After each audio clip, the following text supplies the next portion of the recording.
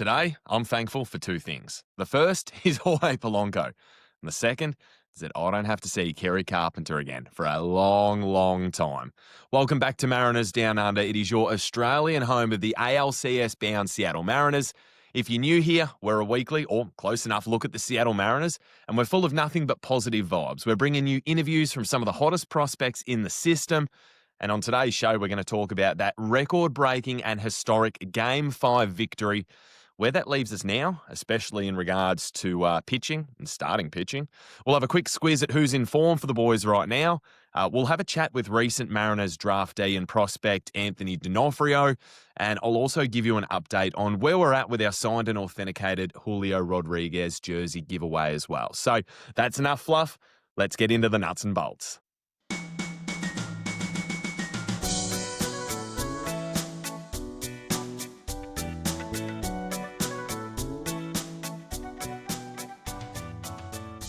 So after 24 years of pain and a 15-inning all-time epic, the Seattle Mariners are ALCS bound.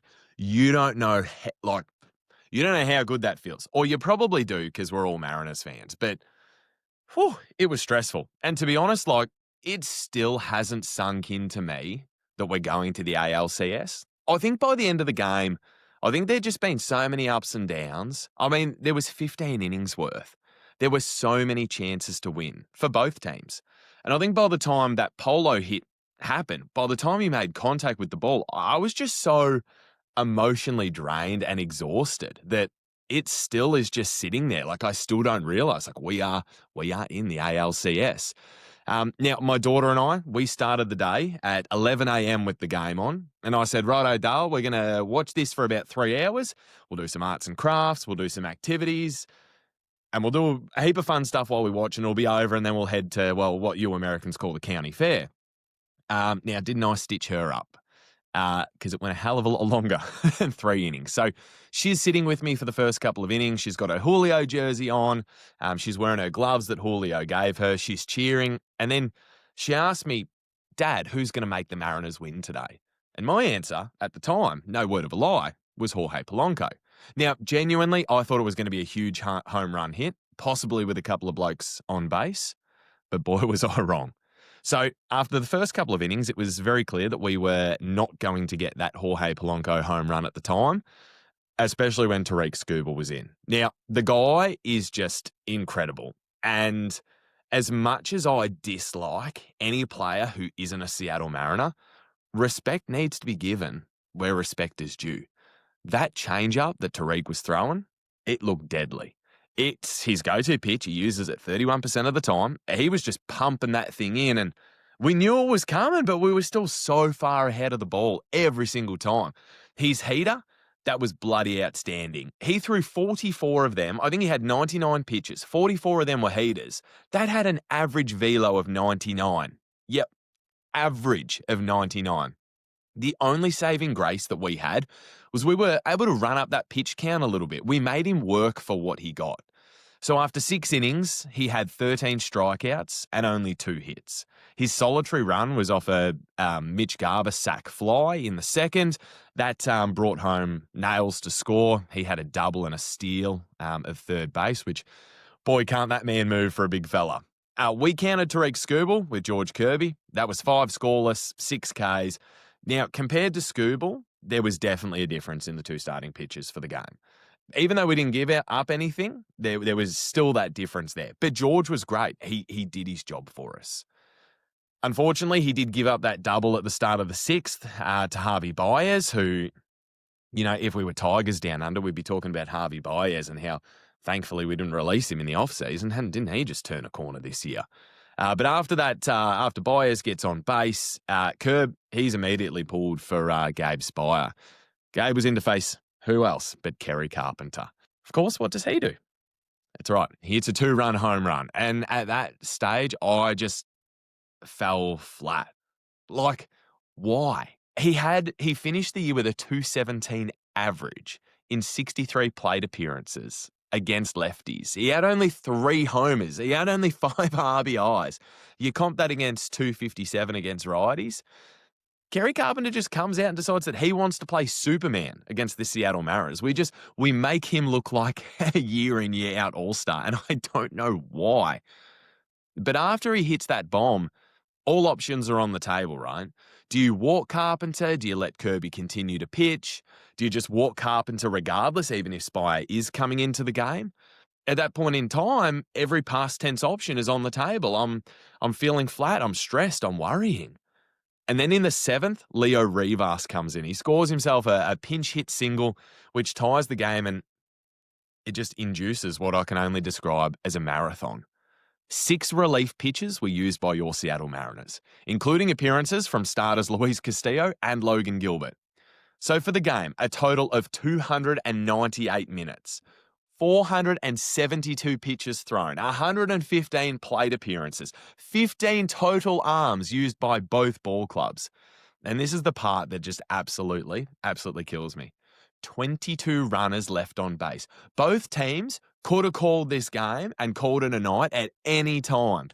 But poor decisions, poor swing choices, elite pitching, great matchups, all of that stuff, it just kind of kept that ball rolling, didn't it? And then just at that moment where I nearly couldn't take any more, cometh the man, cometh the hour. Jorge Polanco sends the Mariners to their first ALCS berth since 2001. And I yelled, I screamed, I was happy, I was jumping up and down. My daughter and I are doing a dance, carrying on. And that's great. We're in the ALCS. But that's where our attention needs to turn to now. It's going to be a showdown against the Red Hot Blue Jays. And after what was a shocking 2024, they've bounced back in a really big way. They were the top seed thanks to what they have, 94 and 68 regular season, 54 and 27 at home. You've got to be bloody good to beat them there. Then they're 40 and 41 on the road. They play you tough in your own house. And then they took care of the Yankees in 4 for the postseason, snatching their absolute soul in Game 1 with a 10-1 victory. It was a 13-7 victory in Game 2. They lost 9-6 in Game 3, and they won 5-2 in Game 4. And what that tells me is they can score runs. And what have we been struggling to do a little bit throughout the whole year? Score runs and be consistent. So it'll be Gausman in Game 1 for the Jays. He was 10-11 on the year, a 3.59 ERA. Now, that is a far cry from Tariq Skubal, but in his one start so far this postseason, Gausman threw 5.2, 4 hits, 2 walks, and an error with 3 Ks. For him, there's no real home and away splits. What you see is what you get. 3.33 at home, 3.86 away. He's going to go out there and he's going to give you what he's going to give you. For the Mariners, we are going to combat with Bryce Miller. For those of you who have been here for a while, you know that Bryce and Julio, they're my guys. Same with Brian Wu, but Bryce and Julio, they're the two that I've just been with for forever and a day. Those two fellas, they can do no wrong in my eyes. But even as one of his biggest fans, even I can admit, for Bryce Miller, this just hasn't been his year. In 9 road games, he has a 2-3 record with a 5.56 ERA. Everything on Baseball Savant, that's blue, and that's very far to the left. Blue and far to the left? That is not what you want on Baseball Savant. But unfortunately, after playing 15 innings and burning 3 starters in the game, Bryce is our freshest arm to go. He is probably our best option for Game 1 at this current point. If he's used right, if he's used until he starts to show that velo and that command drop, and then our bullpen can come in and our bullpen can be reliable, we'll be all right. But it's not going to be easy. Vladdy is hitting, what's he hitting? 529. Clement, 643 in 14 at-bats. Dalton Varsho, 438. And then there's 3 other blokes over 250 as well. There is some serious thump in that Blue Jays lineup, and it's scary. If you're going to give up one, and you're going to give up home runs throughout this series. Like, anyone walking in there saying, no, we'll be fine. No, we are going to give up some absolutely soul-snatching home runs during this series. You just have to make sure that no one's on base. Those bases have to be empty. They've got to be clean. Fielding needs to be clean as well. We cannot afford any little silly decisions letting guys get on base because they are going to pop this ball over the fence. They're going to go yard. There's nothing we can do to stop it. Doesn't matter if everyone returns to 2024 form. They're going to get over the fence. Just make sure those bases are clear, fellas. And for goodness sakes, finish at the plate when the bat's in our hand. Cal, Julio, Randy, and Gino, they were a combined 1 for 21 in our last game. And yes, I'm aware, and I understand, that was possibly against the second best arm in all of baseball. I put Paul Skeens at 1, and I put Tariq Skubal at 2. There's not that much gap between those two blokes. But you left 12 on base for the entire game. And that made me sick. And you were 2 for 11 with runners in scoring position. Again, gross. And while we are all positive here, I do need to put the blowtorch on one bloke for a second, and that's Gino. I'll preface this by saying I love Gino. An amazing human, a great player. You cannot, you should not, and you are not allowed to say a bad word about this fella as a man, who he is as a person. A beautiful, beautiful human being.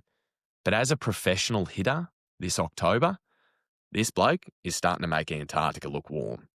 2 hits in 21 at-bats, 9 strikeouts, a 0.95 average. The numbers are bad, but the eye test is even worse. To me, his at-bats, they don't even look competitive. And if we're any chance of reaching the World Series, he is the player that we are going to need the biggest improvement from, the biggest turnaround in form. He's not the only one, but he's got a long way to come up. I also need to see more from Julio. I know my mate has more in the tank. I believe in him. Julio is going to be great. And Randy, we know he's loved October before, but can he do it again? His bat needs to be exceptional. And I need him to be solid in the field. I can't have any mistakes out there. Our big guns, mark my words, our big guns have to fire. Without them, we're a snowflake's chance in hell. But we're also, even if the big guns fire, we are also going to need some other heroes with the lumber. We saw Leo Rivas do it last game. Can Victor launch a key hit? Can Garver come through and can he help us get a shot at getting him his second ring? Someone else is going to have to come through with the hardwood. And then there's the pen. Like, big shout out to Bizzardo, right? Nails for most of the year. Game 4 happens, not ideal, bounces back in Game 5. I need Munoz to find that slider again. He didn't have it in Game 5. And I need Gabe to lock in. This whole unit, that bullpen unit, needs to lock it down. And there's some big choices for the roster. Again, all positive vibes. Hope the guy can figure it out. Don't want to say a bad word about him. Love the bullpen, love that he's a Mariner, but I'm not sure we can have Caleb Ferguson on that list, guys. Which is really unfortunate, because he seems like a really, really good guy. But we need everyone to play a role, and I'm not sure there's one there for him. And this is baseball, right? It's a grueling season. You're not going to have your best stuff all the time. It's just unfortunate that, right now he's where he's at. And if we bring him in, I mean, it's hard. But you could have the best bullpen arms in the league in the bullpen. Not everyone's going to have it every day. If he does come in, maybe his stuff is better. Maybe he's working on stuff behind the scenes. But it's a tough one. In some good news, some big news for the arm department, Brian Wu is expected to be on the ALCS roster. The word is they want him to throw another pen before exposing him to playoff baseball. I'm fine with that. So we're going to have to see how that all plays out. The rosters still aren't announced at the time that I'm recording this. I'm recording this in the middle of the night because I'm just too excited and this needed to come out. Originally, I didn't think I was going to get something out until after Game 2, but I was like, no, I've got too much Mariners stuff just pent up inside me. I need to talk to somebody about this one. So we will see what happens with Brian Wu. 15 innings of baseball sure has thrown a wrench in that sort of who starts what game department for the Mariners. But the main thing is that we're here. So let's make sure that we're not just a participant. In the words of someone great, or the adapted words for YouTube of someone great, let's go win the whole bloody thing, eh? So speaking of winning, you'll remember we have a signed and authenticated Julio Rodriguez jersey from Fanatics that we are giving away. And now, while we hit and we blew through our subscriber goal, we didn't get what I thought was enough traction in the comment sort of goal and department.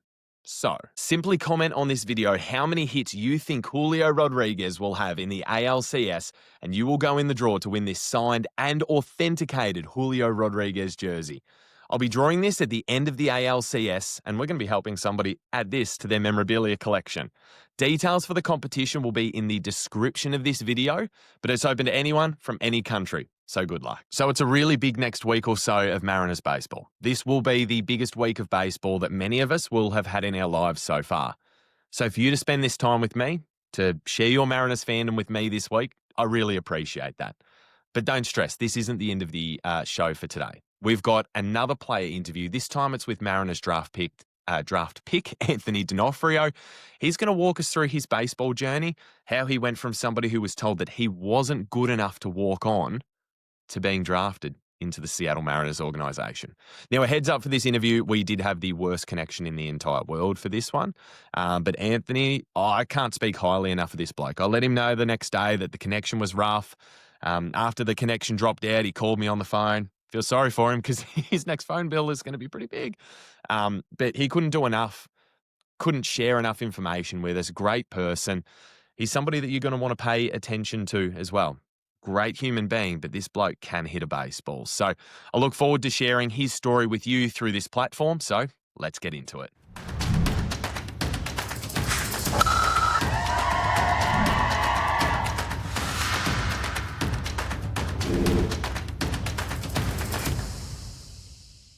Today's guest has proven the doubters wrong and gone from somebody who at one stage wasn't even worth a look to now being an integral part of the Mariners farm system.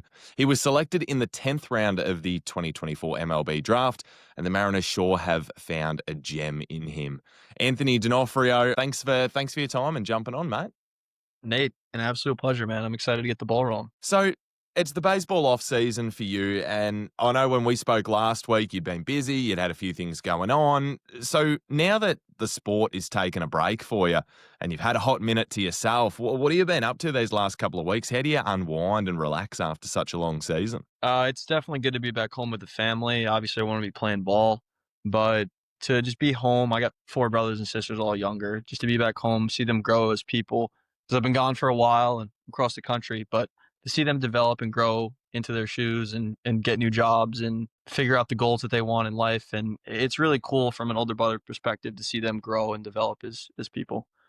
But on my end, I've been recovering, basically. I'm letting the body rest for the 2-week period that I've been home, and probably early September. So coming up, I'm going to get back in the gym, start hitting every day, and a typical off-season progression. But I definitely need a long recovery after my first full professional season. So let's rewind the clock for you. It's St. Anthony's High School, and that's where the ball really starts to get rolling for you, mate. And usually I can find a lot of information on people out on the internet, but at this time in your life, you're a bit like Mr. Invisible. So can you walk me through how you got into baseball and how that whole high school experience was for you? Of course. I got in playing Little League, didn't know that I was extremely passionate about the game until I got my first opportunity in high school. I wasn't really heavily recruited out of high school.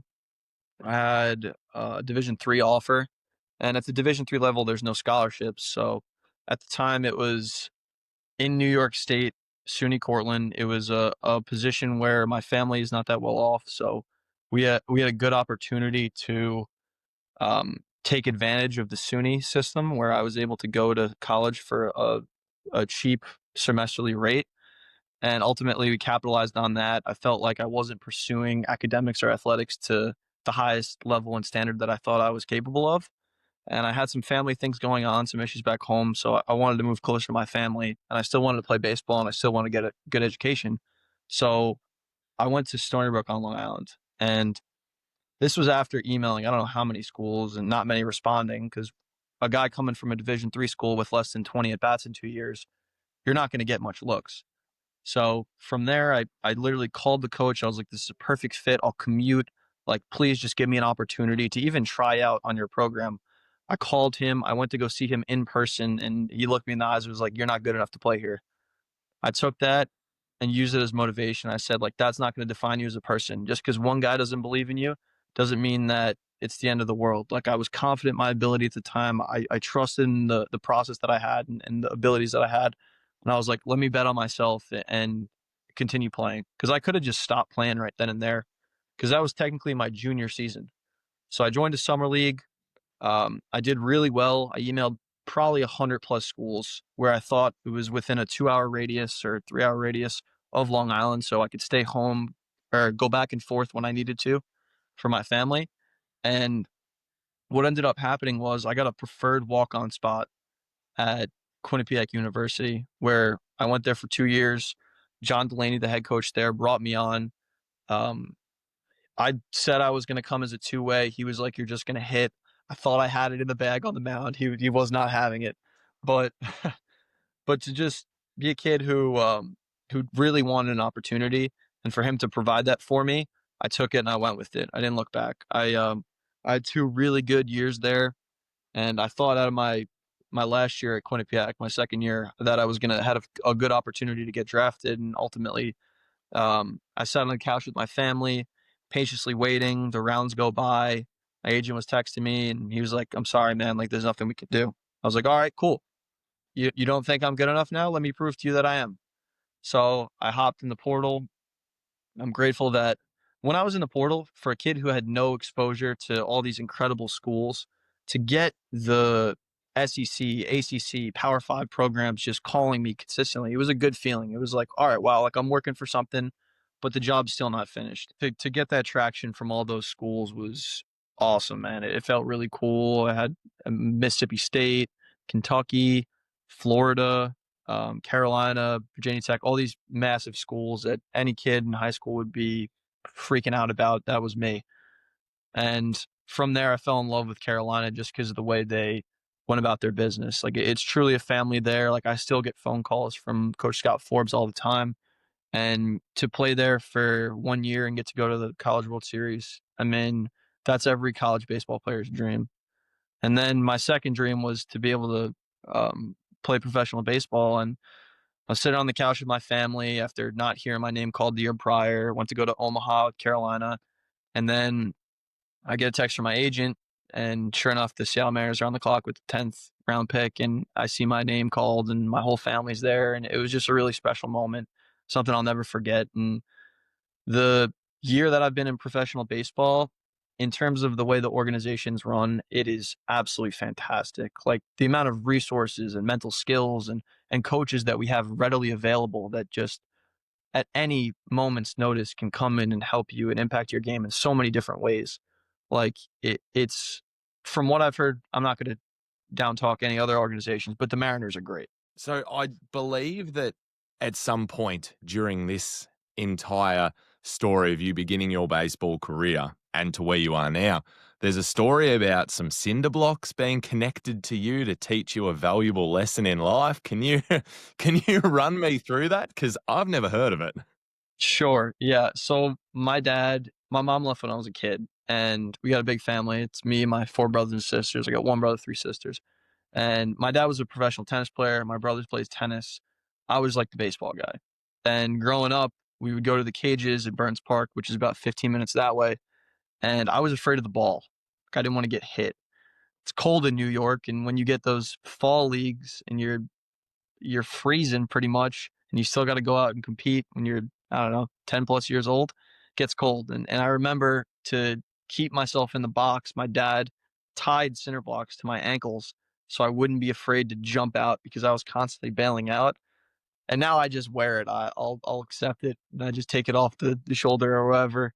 But when I was a kid, I did not want any part of getting hit at all. So You know, I think that that style of parenting these days is frowned upon, but I tell you what, it gets results. Like it worked. it's obviously worked for you. Now, you would have, I'm sure this story would have come up in the clubhouse at some stage. Has anyone else had a story about a way that their parents have helped them embrace part of the game or grow as a person that beats that story? Or are you always king when it comes to, you know, crazy baseball stories with parents? I gotta say that is a very untraditional methodology behind staying in the box. I probably just could have stood there a little longer. But I mean, the center blocks, like you said, were effective, and it's not really that common of a style of parenting, but it works. And from having conversations within the clubhouse, I haven't heard up until this point somebody mention something a little crazier than that. But That can be our bar. We'll set it up there, and if I find anybody that beats it, I'll shoot you a text and I'll let you know. Now, I obviously do a lot of research before I have guests come on. There's a certain type of personality that we want to come on. It's not all just about the name and who people are. And I think I know the answer to this question, but I'm going to ask it anyway. you'd been overlooked. You'd been told you weren't good enough, mate, to walk on. You've been told you weren't good enough to get drafted at different points. Have you ever looked back and I guess kind of thought, hey, I hope you see where I am now and I hope you see what I'm doing? Or have you just let bygones be bygones and that's not really fuel or motivation anymore? You're just embracing the future and what you can control? Man, that's a great question. For me, I feel like I have to acknowledge the people who counted me out, who didn't believe in me. But mainly, I want to promote the people who supported me the entire time. Like, yeah, people are going to bring you down and they're not going to believe you and they're not going to say you're good enough to do certain things. But the people that are there for you, and I'm grateful I have a great support system. Like, I've had a great friend group growing up, and my siblings have taken um, time out of their day to just watch me and support me play baseball. And even at the times where it didn't look great and there wasn't thoughts of playing professional baseball, like they were there saying, Anthony, like you got this, you can do this, like hang in there, like you're going to be able to get this done. And I just trusted in them and trusted in the Lord. And ultimately, I've been able to make it this far, and I'm not done. You know, I have goals, I have these standards I've set for myself, and next year I'm going to come out guns blazing, and God willing, get that call. So So North Carolina, I have to ask about the school because that's a big school, and it's so big that us Aussies knew about North Carolina back before the internet. Like that's Michael Jordan on VHS, order it from America, takes 3 months to come on a boat kind of stuff. So for us, even we know that's a big program. But you lived up to the big program, mate. It was a slash of 326, 435, 547. You led the ACC in triples. You had the highest on base in the team, the third highest batting average. Like everything just seems to have clicked for you. First part of this question is why? Like, what was it just situation for you? Was it just someone believing in you, or was it a crazy off season of work? And the second part is at what point during that insane year did it finally click that, like, okay, like I'm getting noticed, I'm going to get drafted? mhm. Well, for me, I mean, I pride myself on my work ethic. Like I believe in a structured competitive aspect of play where even in your practice you have to compete in certain things. So for me, the way I practice as hard as I play. Like I want to get certain things done before I go out and play every day. So at Carolina, there was a very structured, regimented practice, and a lot of the values I resonated with, and that's why I ultimately made my decision to go there. But for me, it's honestly similar in the Mariners organization as well. We have so much time before the game that we get there, that we perfect our craft, that we work on individual hitting drills and we work on individual fielding things and certain aspects of the game that from an IQ standpoint, you need to have in the back of your head throughout the game. And the easiest part of my day is when 7:05 rolls around and I get to go play. Because I just trust the work that I've done. I trust the countless hours of preparation that has led me to that point, and I'm extremely comfortable. Like there could be 45,000 people in the stands, and I don't bat an eye. I don't get that anxious.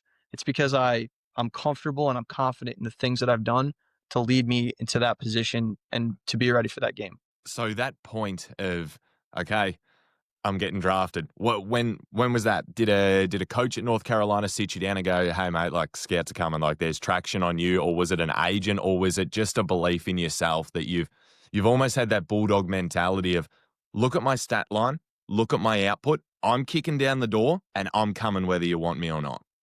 Nate, you're firing me up, man. I love hearing this. You got me going right now. I love it. But yeah, I mean, like I had a ton of confidence in my ability, and I wanted to show that. And to show that, you really have to provide results. Like you need to, on paper, show that you can do it. Obviously, you have to have some tools, but to go out and do it consistently is what I wanted to accomplish. And in college, I would set goals for myself. Okay, you have to do this. You have to do this. But everyone thinks about setting goals and they don't think about the process that it takes to achieve those and the standards and the consistency and the discipline that it creates that you need to create to get those goals that you want. And I feel like not only at Quinnipiac, but at Carolina and in the Mariners organization, I've been able to have these people within the culture of those teams that prioritizes these values that I appreciate, and I've been able to resonate with them. When I was sitting on the couch with my family and I had thought that I had a pretty good shot at going on date 2, and I heard from a bunch of scouts, and I had a bunch of fall meetings, and all I really needed to do was provide the results. And I knew that I had a good track record. And the year prior, I had mentioned that I thought I had a pretty good chance of going, but I got a text from my agent, and I got a text from the area scout, Ty Wulub, in the Carolinas, and he was like, "Are you watching the draft right now?" with a smiley face. And I'm like, "This is surreal, man." And I look up at the screen, and I see my name called, and my whole family's freaking out behind me. But leading up to the draft, I had a lot of confidence in my ability, and I had thought that I've done what I needed to do to get drafted. Granted, I thought I should have went higher. That's not me being ungrateful. It's because of my age, I'd say. Like, I was a little older at the draft, and that's typically where older guys go. So I was counting on myself and grateful that the Mariners called me with the 303rd pick. So I want to get into your dad here for a second. So I'm a dad, and I'm a single dad, and my story and your dad's story is similar but different. And I'm really proud of being a dad. And as parents, all we want is the best that we can possibly have for our kids. We want them to know that we love them. We want them to know that we always have their back.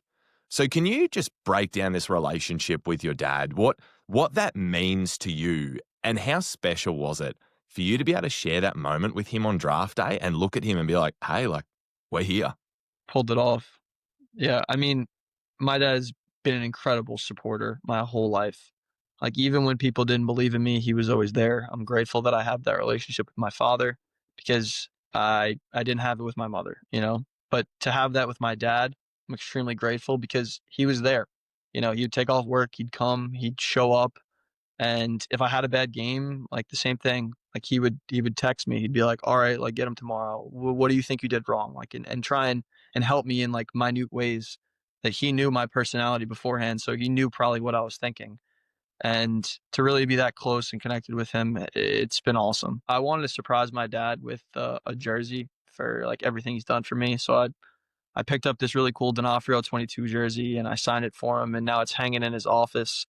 So it just says, "Dad, I'm so grateful for everything you've done for me." And I feel like that's a culmination of just everything I want to put on paper into one little sentence because there's too many words. I don't have enough words to express how grateful I am for the support that my family has shown me and my pops especially. That was going to be my next question. I love collecting memorabilia. That's my thing, and it's small little things. So the first time I came to Seattle this year, I've been twice. So my daughter loves Julio. We've got a pretty good relationship with Julio, so she'll send him drawings and snacks and everything, and he sent me back his game used batting gloves to give to her, and it's just something that, look, I'm sure you could buy that online, but because of the sentimental meaning behind that, like that's take to the grave kind of stuff. So you've got your dad this jersey. Is there anything else that you've been able to share with him along the way? Like, were you able to keep the first ball that you ever got a first professional hit with? Is that bat that you got your first ever hit with him? Like, what other cool moments have you been able to share with him? So it's funny you say that. My dad's a huge collector as well. Like he takes these little like batting gloves or old bats that I've used or balls, mainly home run balls, and just holds on to them. And I'll run into him. I'll be like, "Dad, what is this?" He's like, "Oh, that's your home run ball on this date in this place." So I'm like, "I didn't know that." And he really does cherish all the cool moments that I've had, and it's awesome. And for me, you know, I don't place value on material items as much because I don't know, that's just who I am. But I got 2 German Shepherds, and I'm always like, "Dad, just feed it to the dogs, like, they're gonna have a great time with the balls." You know, you might as well put some use into it, you know, it's sitting on a shelf, you might as well give them a nice treat to run around and hang out with. To to be able to have him and my brother, like, they would be at my games, and if I hit a home run, they would be the first person out there, and they'd fight with people for the ball. But, I actually it's funny you say that, I do have one right here. This is my first pro homer, and Shad and Peavy House, Carolina alum, she came up to me and he was like, "Here you go, bro. Like I got you." It was a really cool moment. You got to have your at my first college pro homer. I gave to my brother. It was his birthday, February 25th, when we opened up in NC State, and I gave him that one on his birthday, and that was a really cool thing for me.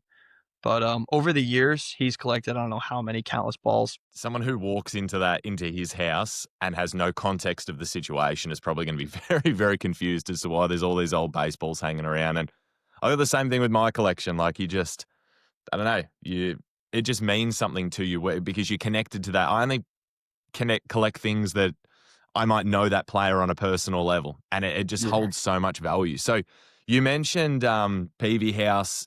There's a lot of great guys in the system. Like, we are yet to, I think you're about the 32nd, 33rd player that we've had on. Everyone's been great. But your draft class specifically, you've got Ryan Sloan, you've got Grant Knipp. Like, there's um, a lot of guys that are just really, really solid individuals. Who are some of the guys out of that group that you've become really, really good friends with? Yeah, I'm really close with a lot of the guys from the previous draft class, but along with mine, Brandon Ike's the man. We got a lot of great guys. I'm probably gonna miss a few names here, but Charlie Pagliarini, Ty P, Carson Jones, um, Colt Emerson, Johnny Farmelio, like all these guys that I've had the privilege to play next to. They're great dudes, and the Mariners place an emphasis on getting good people because good people creates a good culture and ultimately has a great organization, and that's what we've been able to accomplish. You said that we've got a ton of prospects, and we do. It's because we recruit good guys and we develop them even more so. And honestly, like I this is my first year in professional baseball, and I got exposed to the Latin American players, and when I tell you like they're some of the greatest people that you'll meet. Like one of my favorite dudes, Lazaro Montez, he is the salt of the earth, one of the nicest guys you'll ever have the privilege of meeting. So, and a lot of other guys as well. But I got to be with him every day because we're in the outfield together. So So that actually goes into one of my later questions. So I want to jump to this, and then I want to go back to unpacking your first experiences in pro baseball. So this is a very self-indulgent moment. We have the Colt Emerson signed bat up there. We got the Bowman first. Big fan. I had no luck when I came to Everett this year. So Laz was gone. Charlie, who I'm good friends with, was gone to Double A. Colt went the week before I arrived. And keep in mind, this trip had been planned for like 2 months. So I was banging on everyone being there. And I would have loved to have just had a chat to them and asked them about expectations on them, because I feel like that has to be an absolute weight on their shoulders. But can I ask you, like, Laz, there's not a pitch he doesn't like to send over the fence. Colt looks right at home with that big league club in those practice matches. That glove is golden. He's great in the box. Just how good can those two guys get? their potential is unbelievable. Like Laz's power and the way he plays the game, and even from a personal level, like he communicates with the fans. Everyone loves him because he is the most he's the most himself I've ever seen on the field. Like the same guy that you see on the field, you're getting off the field. And he's not only just a great player, but also a great teammate. And that goes a really long way in professional baseball. Colt, I can only say nice things about him. He's absolutely the man. And when you get him at shortstop, it's yeah, I just start running in most innings because the play is made. If it's a diving play at short and a really difficult backhand, or there's not there's not many things he cannot do, and just to have the privilege to watch him every day, or when I was out there, watch him play and be his teammate. He is an incredible performer and one hell of a teammate as well. So your first little spot in pro ball, you're down in Modesto. It's an incredible team. You've had incredible teams the whole time, that you've been in the Mariners system.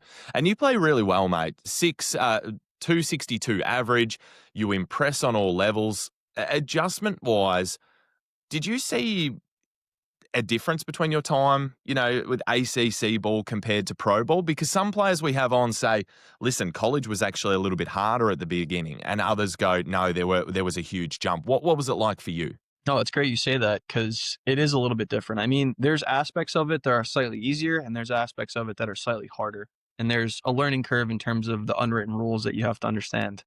But collegiate ball, I thought a lot of the arms were very similar. Like a Friday night starter in the ACC is going to be a really good arm. Like a lot of the guys that we got to face were, Chase Burns, who's in the show, and Trey Savage, who just shoved it up the Yankees. But I'm a Mets fan. Don't tell anyone that I'm Mariners now, but I grew up around the corner from Citi Field, or Shea Stadium. But in professional baseball, I've noticed that stealing is a little bit easier. It's because the sign sequences is different behind the plate, and you can actually pick up on tendencies that catchers have a little bit easier. But at the end of the day, it's a numbers game, so it's a little bit easier to steal in professional baseball from what I've noticed. But you also have to account for the unwritten rules in certain scenarios where you cannot. But arms wise, ACC, the back end bullpen guys are going to be lights out. But where you get into the really different aspects of professional and collegiate ball is just the command and the competitiveness is where a lot of guys, you're not going to get walked often. You're going to get guys who really compete in the heart. Like they'll challenge you. If it's 3-1 and their best pitch is a breaking ball, you're going to get spun. If you have an earlier bat in the game and you've shown that you can't hit a certain pitch, you're just going to keep getting that over and over and over again until you make an adjustment. And um, with the uh, um, with the Mariners organization, I was saying earlier that we have such a great network of individuals readily available to us and resources that we can have. There's guys like after each at bat, basically like checking in, like trying to get your mental game completely on par with where it needs to be and the standards that you should have as a Mariners player. To where this is the expectation, but this is also um, how you can go about it mentally to have no worry or no concern when you're in the box and you can just compete. So And this year, you've had the promotion to high A. 87 games, 65 hits. Mate, you walk a ton. You accumulate 106 total bases. Plus, let's not forget, you got yourself some silverware too. You took home some championships. How enjoyable was this season? And if you had to self-evaluate, how would you rate your year? I think in the eyes of the Mariners organization, from what I've heard, like outfield wise, I had an unbelievable year. I had, I think, 1,000 career innings, 0 errors, which I'm really proud about. I had a bunch of putouts, so I love the facet of my game that shows, um, or that has recently showed and has been my defense. I'd like to clean up the bat a little bit, but at the end of the day, it's having like quality at bats, and I genuinely believe that I went out there every day and gave everything I had. You really do learn a lot in minor league baseball. Like the amount that I've learned in one season is so paramount to the future of my career because you pick up on new things every day, mainly by communicating with teammates, coaches, managers, whoever is there to basically tell you, okay, this is maybe an adjustment you need to make, or trust this more, like have confidence here. It's really easy to put a lot of stress on yourself when you're not seeing the results you want. But when you stay like process oriented, a lot of things get easier and you don't put as much weight and stress and you can just go out and play and compete. So shut off the bat a little bit. I think I was like top 5 or 7 in the league in doubles, which is a stat that I'm really happy about.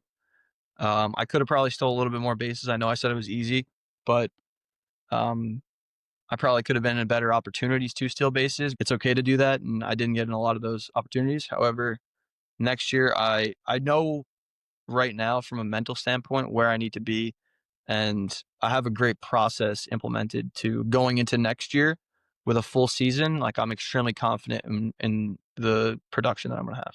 So for some reason, we only ever get pitchers on here. I don't know why. A lot of my favourite players are pitchers because, quite frankly, coming from a cricket background, hitting just looks too hard to I'm in interview. understand. Like it's a skinny bat. It's you've got 101 different pitches coming in. Like your job looks really tough. But we've been lucky. We've had the likes of Charlie on, Ryan Sloan, Tyler Cleveland, but we haven't had a lot of bats to ask this question to. That ballpark at Everett, pitcher's nightmare. We've heard it over and over again. You get something slightly off and they're going yard. You're getting punished.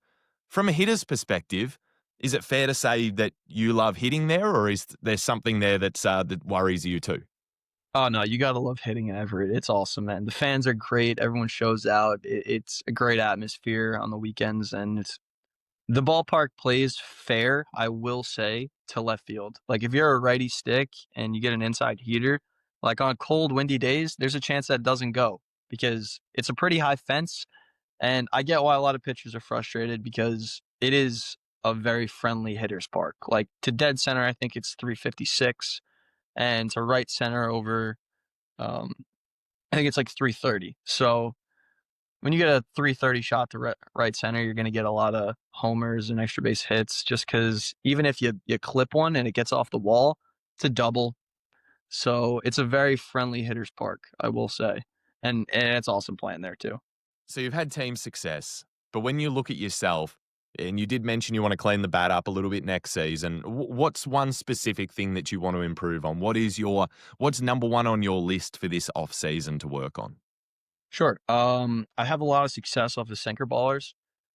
And a lot of the times when you run into weeks of different teams, like you're going to get staffs that are very similar to another. So maybe you'll get guys who are sinker slider guys, or you'll get ride with a 12-6, or depending upon you'll get ride with a changeup. And a lot of these staffs throw very similar pitches within their organization because that's who they draft. So for me, I hit sinker ballers really well. I hit off speed really well. Obviously, everyone struggles with a changeup, but mainly I have to get on top of the ride heater. So I'm investing in a big hack this offseason, which is just a larger hitting machine with a higher spin rate. So I'm just going to challenge myself every day with top of the zone heaters and get on top of it. So that's definitely an adjustment I need to make for sure. But I think my statistics and my success have been off of mid to high velo sinkers because my bat path intertwines with the pitch that's coming in because it sinks away. However, when it's a ride, I kind of get under it and I have to create that on top motion and really overemphasize hitting the top of the baseball. So now you're on rest. You've said you're investing in some new equipment, but what does this off-season workout schedule look like from a hitter's point of view? We've heard it from pitchers over and over again on here. Are you just simply hanging out with that machine? Are you getting some elite college arms in New York or some elite high school arms and you're doing some live ABs? Are you employing a professional coach? What is your winter actually going to look like from a schedule point of view? Me personally, I like to lift 4 to 5 days a week, but I like to hit every day. I feel like for me, like I need to feel a swing path every day and be comfortable with it so I can repeat it. That's just my process. That's what I've done. That's what I trust. So I continue to do that. Um, I train at a facility on the North Shore, of Long Island. I think it's 5 tool hitting. Greg, the owner there, he's great. Played pro ball. Like he's a privilege to work with. So whenever I have the opportunity to get one on one with him, that's when I use that resource. But I'm in there every day. On Fridays, come late December, early January, when pitchers are like it's all relative to when pitchers really want to start throwing, right? Like if I want to see live arms and nobody's ramping up, it's really difficult. But when I get a lot of college guys coming back, getting ready for their season, or a lot of pro guys ramping up to start their season in spring training, like right around December, January is where me and a couple of my buddies will go up to, I think it's in Poughkeepsie, New York. I might be mistaken, but we'll go to Velo U, where a lot of pitchers like to train, and we'll see lives every Friday. All right, mate. So speaking of players who've got the right stuff, like I think you do, there's we spoke about it. It's the humility, it's the outlook, it's that drive for constant success and that willingness and openness to take on criticism and other people's ideas and progress yourself and get better. So they're the key ingredients and you've got them.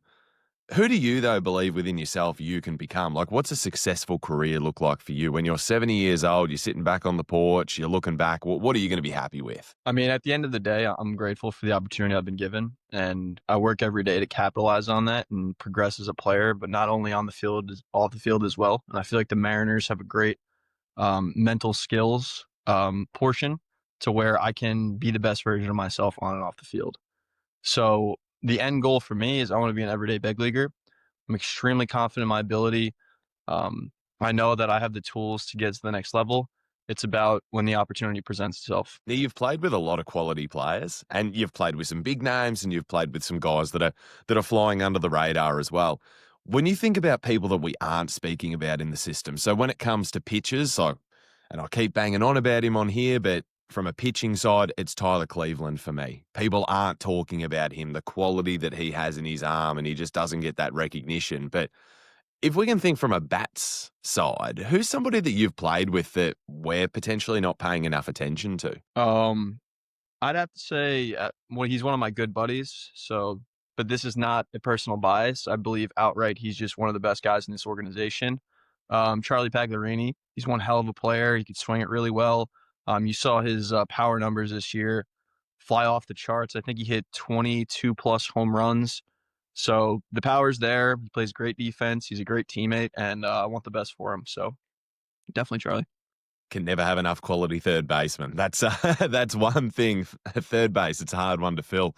Now, final two questions. And we have these for every guest, and it's always interesting to see what they say. So the first one is, you're having a dinner party. It's a hypothetical dinner party, and you can invite two current Mariners players, and you can also invite two people. They can be famous, they can be family friends, they can be anybody that you want. So four people all up. Who's coming to your dinner party? That's a great question. I love these. They're pretty fun. Uh, from the brief experience I've had, Cal Raleigh's an absolute gentleman and a great dude, and I'd love to hear a little bit more in depth onto his swing path and how he approaches the game. So I'd love to just pick his brain for a little bit, because you don't hit 60 home runs just going up there swinging. Like, you got a plan. So I'd love to hear from him. I got an opportunity to spend a lot of time with Julio. He's an absolute pleasure to play with in spring training. I had a great time with him. And then if I had to bring two guys outside of there, I'd probably bring my brother, Matthew. He's the man, and he would love to also hear what they have to say. He's been a huge supporter. And I'd probably bring my pops as well. So, a little bit of the family in there. That's all I need. They'd really enjoy that too. So if this hypothetical ever came to fruition, they would be the first guys I would call. You're probably in their good books for forever if you're letting them hang out with a guy that's hit 61 home runs, hopefully more than that, this season. You're probably winning. And the final one, mates, who should we have on the podcast as a guest? We're going to look after you with some merchandise, with some snacks. Who would you recommend that we have on? Nate, I was just pumping his tires a little bit earlier, and I believe you should get him on and hear what he has to say, because he's a great dude. And Charlie Pagliarini, I highly recommend you get him on here, but definitely. Beautiful. Well, mate, I want to thank you for your time. We've had to record this over 2 separate days. We've battled internet issues. We've battled everything. You've been flexible. You've been easy to work with. You're a quality person, and you're a quality baseball player as well. So keep being who you are. And yeah, I'm looking forward to catching up at spring training, and I'm looking forward to just watching your progression, over the coming years. So thank you so much for your time. Nate, you're the man. Thank you so much for having me on.